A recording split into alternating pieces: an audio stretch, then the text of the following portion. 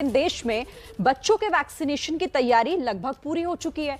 कल से यानी कि सोमवार से बच्चों का वैक्सीनेशन शुरू होने जा रहा है। हमारे संवाददाता प्रफुल्ल श्रीवास्तव ने दिल्ली के आरएमएल हॉस्पिटल में तैयारियों का जायजा लिया। दिखाते हैं आपको।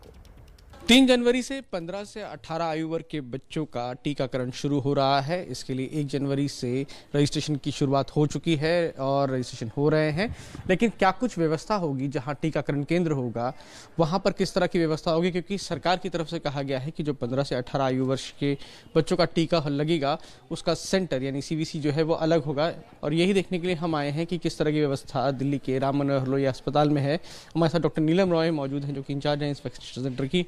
मैम, किस तरह की व्यवस्था है? क्योंकि वैक्सीनेशन पहले से एडल्ट्स का चल रहा था, 15 से 18 एज ग्रुप भी आ गया है, तो उनके लिए क्या व्यवस्था है और बाकी की उस समय क्या व्यवस्था होगी?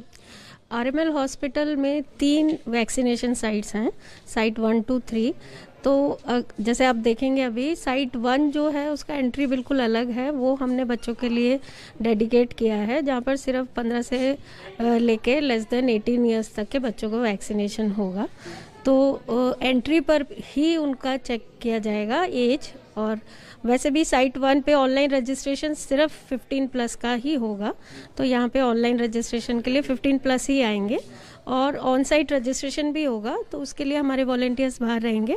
वो पहले चेक कर लेंगे एज ग्रुप और रजिस्ट्रेशन ऑनलाइन है या ऑन साइट है।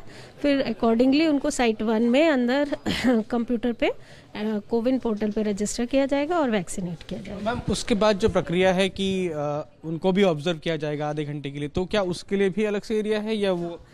तो वैक्सीनेशन होने के बाद ये जो एरिया है ये ऑब्जर्वेशन एरिया है। तो यहाँ पर आधा घंटा वेट करके फिर उसके बाद यहाँ पर हमारी एनेस्थीसिया की टीम रहती है जो कि उनको ऑब्जर्व करती है सब बेनिफिशरीज को आफ्टर वैक्सीनेशन। किसी में कोई साइड इफ़ेक्ट है या कुछ भी प्रॉब्लम है उसको अच्छे से मैनेज किया जाता है। जैसे आप यहाँ देखेंगे हमारा 1 बेड आईसीयू भी यहाँ पर है, यहाँ पे वेंटिलेटर भी है, मॉनिटर भी है और क्रैश कार्ट भी है जिसमें सारी इमरजेंसी मेडिसिन अवेलेबल है। तो बच्चों के जो 15 से 18 साल के आयु वर्ग का टीकाकरण है उसके लिए व्यवस्थाएं कर दी गई हैं। तो देखिए, कल से बच्चों को वैक्सीनेशन शुरू हो जाएगा, टीका लगना शुरू हो जाएगा और उसको लेकर अलग अलग जगहों पर तैयारियां भी कई हैं, रजिस्ट्रेशन भी लगातार हो रहे हैं। और एबीपी न्यूज भी अपने दर्शकों से अपील करता है कि आप भी, क्योंकि खतरा इस वक्त बहुत ज्यादा है नए वेरिएंट को लेकर भी, तो अपने बच्चों को टीका जरूर लगवाएं, रजिस्ट्रेशन जरूर कराएं।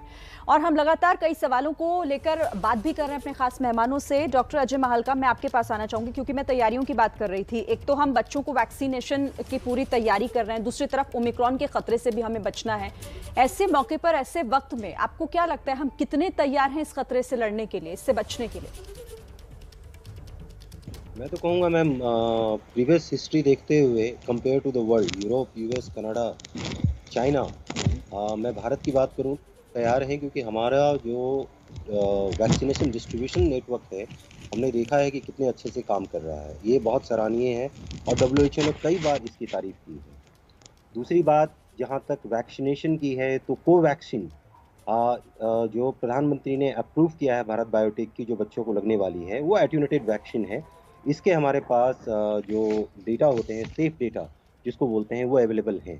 अदर वैक्सीन्स जो बच्चों में RNA की है, यूरोप से उसके सेफ डेटा है। अभी DNA वैक्सीन्स का सेफ डेटा नहीं है। So we need to think about that. दूसरी जो बातें हैं, जिस तरह से मैं देख रहा हूँ बच्चों में, तो हम तैयार हैं वैक्सीनेशन के लिए। और बस एक सराहनीय और भी बिंदु रखना चाहिए कि जो अभी हम 15 से 18 दे रहे हैं, उसको हमें 12 से 18 जितनी जल्दी से जल्दी हम पहुंच पाएं, वो बहुत जरूरी है। बिल्कुल, और उसकी भी जरूरत है क्योंकि बच्चों को वैक्सीनेट करना है। फिलहाल तो देखिए 15 से 18 साल तक के बच्चों को वैक्सीनेशन की तैयारी लगभग पूरी हो चुकी है और कल से प्रक्रिया शुरू भी हो जाएगी।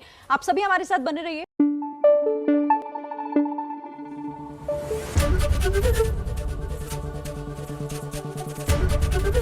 एबीपी न्यूज आपको रखे आगे।